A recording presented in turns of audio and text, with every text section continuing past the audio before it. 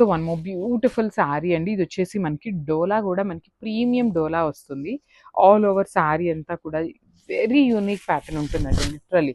చూడండి ఎంత బాగుందో శారీ మొత్తం కూడా మనకి ఇట్లానే డాల్స్ ఉంటాయి, పికాక్స్, ఇట్లా చెట్లుతో అంతా కూడా ఒక కైండ్ ఆఫ్ యూనిక్ డిజైన్ తీసుకొని హైలైట్ చేశారు.